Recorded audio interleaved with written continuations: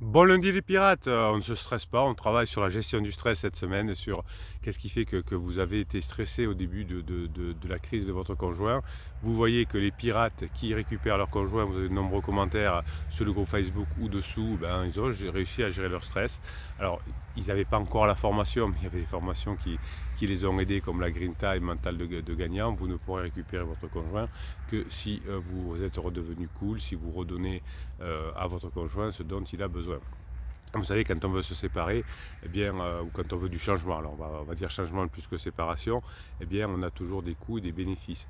Donc, quand votre conjoint veut partir, il va minimiser les coûts de partir. Oh, mes enfants, ça va bien se passer, je vais trouver un super appartement, mes parents vont me soutenir, papa.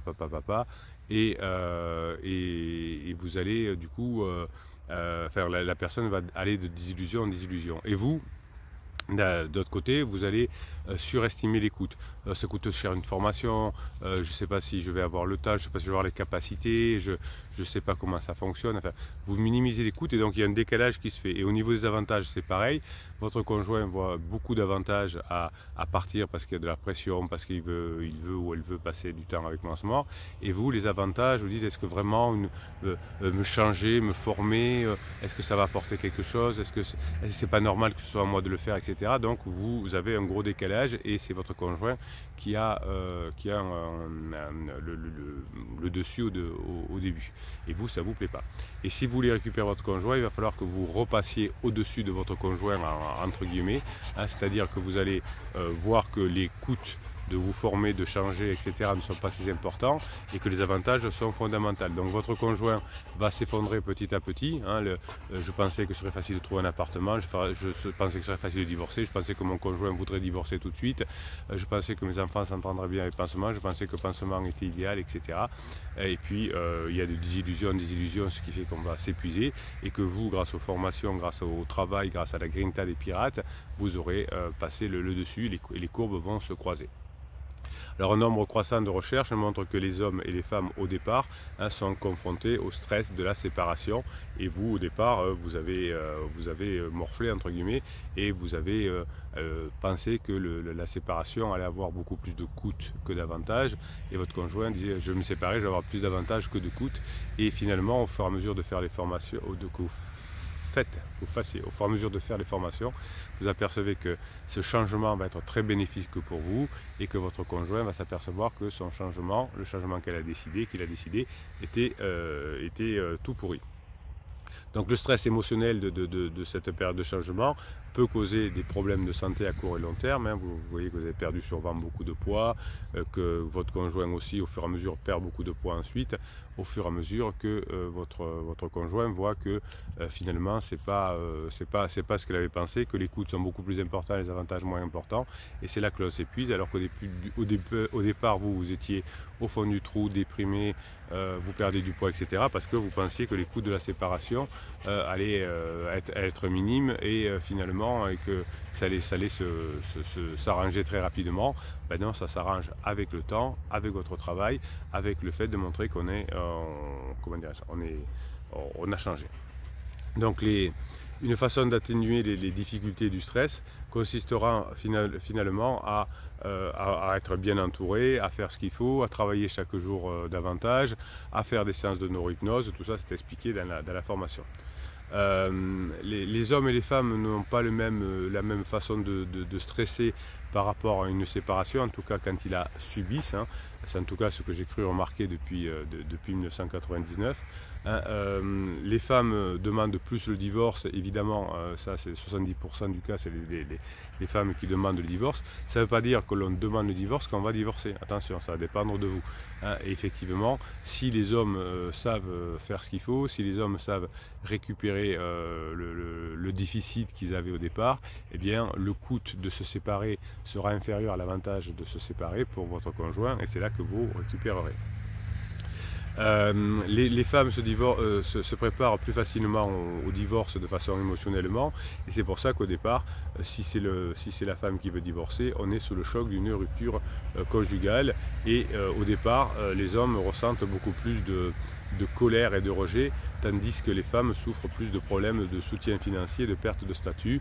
Vous me dites souvent, oui, vous voyez, mon conjoint, il dépense des fortunes avec une voiture de sport, à payer des restaurants à son pansement, etc. Donc, problème de soutien financier.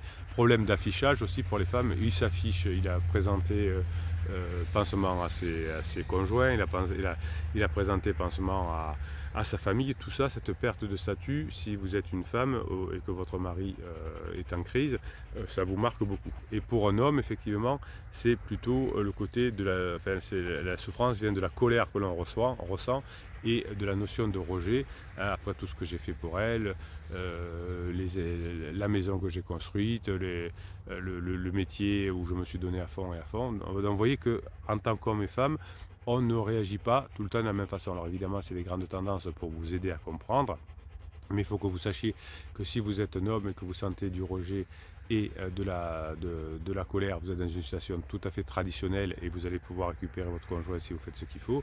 Et si vous mettez le cap sur le soutien financier, la perte de statut, le soutien financier que donne votre conjoint en pansement, vous êtes aussi dans quelque chose de tout à fait traditionnel et ça devrait pouvoir s'arranger si vous faites ce qu'il faut. Très souvent, les femmes comptent un peu l'argent que donne le conjoint en disant il avait promis de me donner ça, mais il a donné que ça, etc. Alors que les hommes sont plutôt de dire écoute, je vais te payer la réparation de ta voiture. Enfin, vous voyez, c'est totalement inversé et différent. Et finalement, quand on regarde de près, on s'aperçoit que 80% des situations sont tout à fait les mêmes. Dans les premières étapes de la séparation, le je t'aime plus, je veux plus être avec toi, etc. Le divorce finalement est comme la partie de la séparation est comme un deuil. Vous allez sortir du couple que vous aviez vécu avant dans la phase 2 qui était d'ailleurs toute pourrie pour redevenir vous un nouveau pirate, pour changer votre façon de faire. Donc vous allez faire le deuil de l'ancienne personnalité qui n'a jamais travaillé sur elle ou très peu finalement et qui va montrer que finalement vous allez pouvoir reconstruire une nouvelle personne, une nouvelle équipe. Donc les pirates autour de vous, la team, la famille des pirates vont vous aider effectivement à choisir les formations, à vous dire à ce moment-là, moi j'ai dû sortir de la dépendance affective, prendre plutôt la formation sur la gestion du stress, etc. Là vous allez avoir une équipe qui va vous aider à passer d'une étape à l'autre. Ensuite, vous allez vous adapter. C'est l'une des bonnes réponses au stress, c'est l'adaptation. C'est voilà, aujourd'hui, ma femme, mon mari rentre en crise existentielle, c'est comme ça.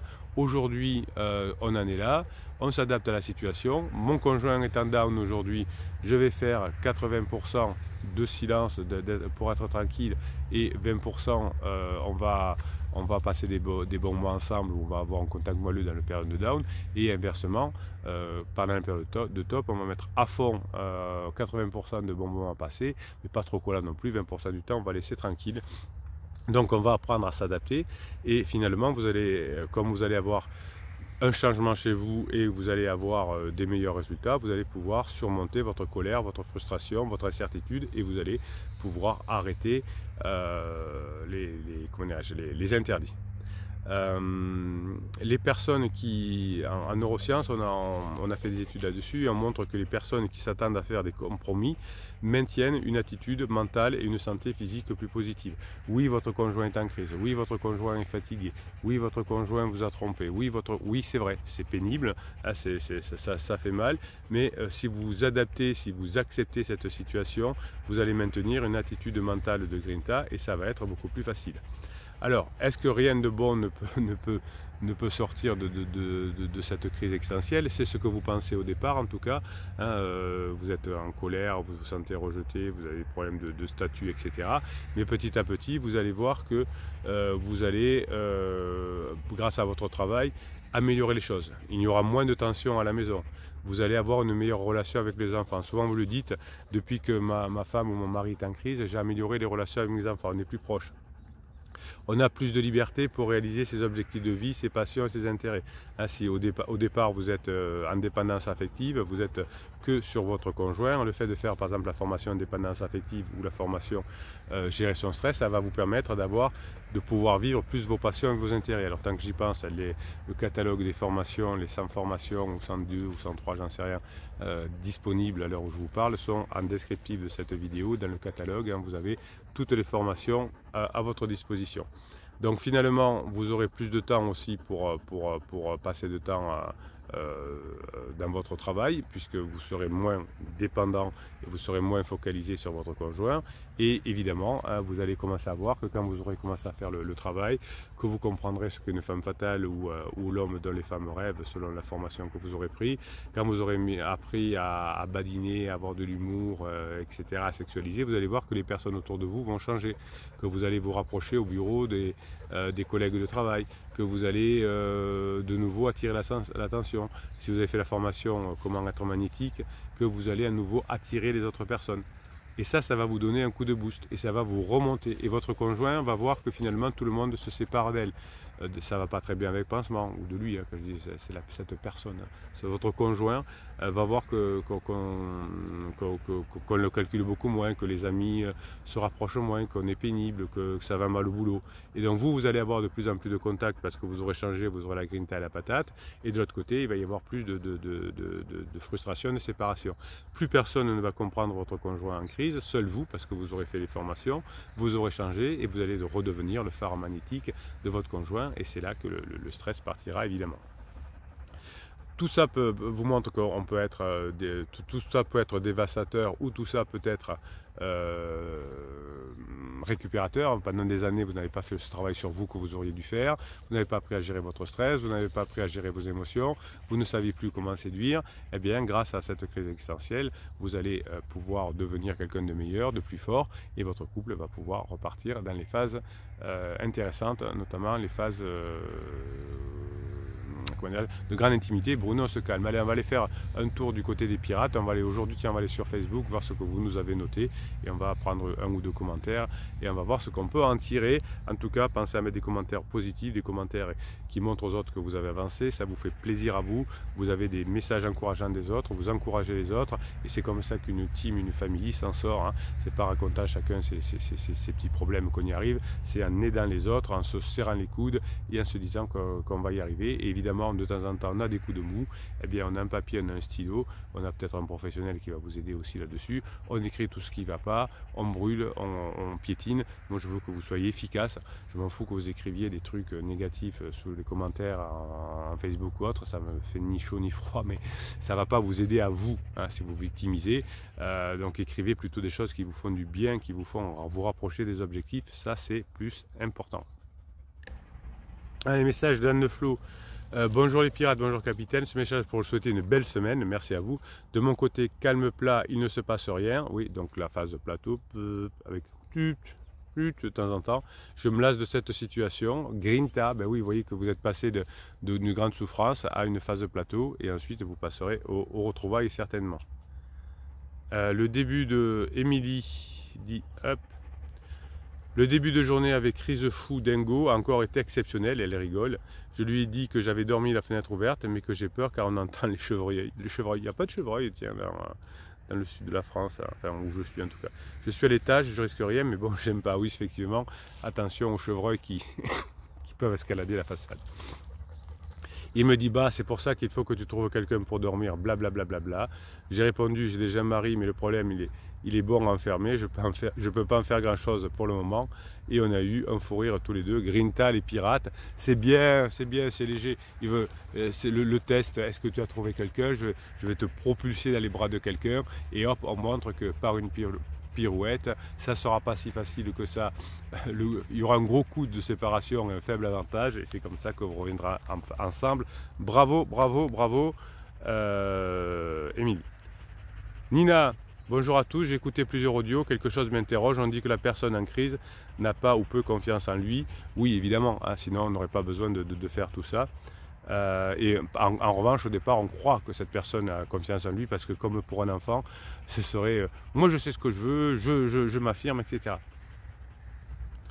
Je trouve au contraire que mon ex a une estime de lui. Voilà, là, vous êtes exactement là, hein. On croit que la personne, vous voyez ce qu'il dit, je trouve au contraire, hein, voilà, et qui lui fait penser qu'il n'est absolument pas en crise. Alors de toute façon, on ne peut pas vous répondre parce qu'ici on est une team, une famille sérieuse, on n'évalue pas les personnes qui ne sont pas là, mais on peut vous aider à avancer. Alors là, par exemple, on peut dire que vous êtes un peu perdu au départ, que vous êtes en dépendance affective, que vous êtes focalisé sur lui, et c'est pas en étant focalisé sur lui que vous allez réussir à récupérer votre conjoint, c'est en étant focalisé sur votre travail et sur vous. Voilà, donc ce qu'on peut dire là, Nina, c'est que pour le moment, dites-nous, tiens, en réponse des commentaires, qu'est-ce que vous faites comme formation actuellement, on va vous aider.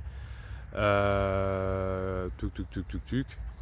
Alors Jessica dit pareil, il se met sur un piédestal, voilà, vous êtes un truc tout à fait traditionnel et me regarde comme moi si je ne valais rien, qu'il a claqué des doigts pour exiger ce qu'il veut de moi. Voilà, c'est comme ça que les personnes vont finir par s'épuiser, et parce qu'on va voir que tout ce qu'on croyait, je suis plus fort que les autres, on se trouve rejeté par les autres.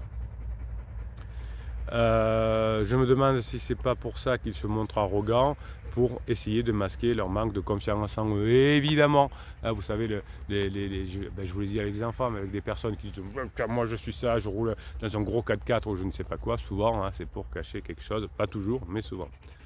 Et puis parfois, pansement booste leur ego temporairement. Oui, vous êtes dans une situation normale. J'aime bien la réaction de Nina. Je crois que moi je ne suis pas comme tout le monde. Je crois que je suis quelqu'un d'exceptionnel et que moi c'est pas une crise existentielle. Bon, on en est tous là au départ. On croit que notre situation est exceptionnelle, et puis au fur et à mesure, quand on lit des autres histoires et qu'on voit que la nôtre progresse pareil, on voit la même chanson, pardon.